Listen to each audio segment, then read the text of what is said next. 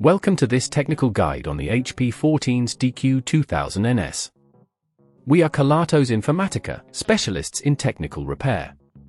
We collect your device from your doorstep, carry out a free diagnosis, and send you a quote before any repair. No phone calls, no trips to the shop. We are based at Calle Joaquín María López 26, Madrid. Convenient, transparent and professional. Link in the description. If your HP 14's dq2000ns has a screen that stays completely black, you're not alone. This issue can occur for several reasons, including a faulty screen, a loose connection, or even a malfunctioning graphics card. If left unaddressed, it can lead to further damage, making repairs more complicated and expensive.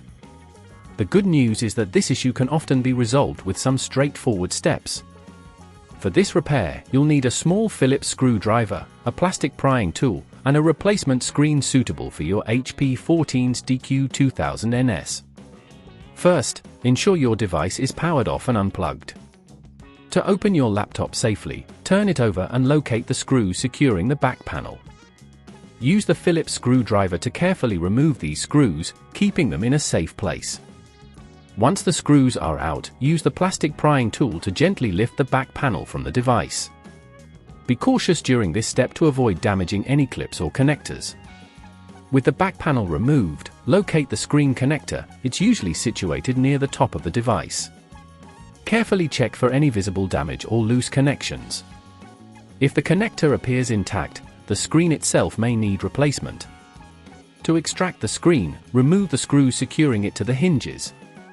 These screws can sometimes be tricky, so be patient and avoid applying too much force. When you've removed the screws, gently pull the screen away from the device, taking care not to strain any attached cables. Disconnect the cables by carefully lifting the connector tabs, ensuring no pins are bent or damaged. Now, take your new screen and connect it to the same cables you just detached. Make sure the connection is secure before proceeding. Once you've connected the new screen, align it with the hinges and replace the screws to secure it in place. After everything is tightened, replace the back panel by pressing it down gently until it clicks back into place.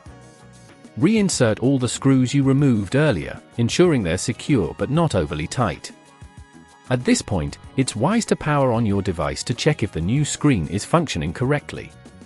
If at this point you feel it's getting too tricky, remember that at Kelatos we collect your device from your door and return it fully repaired.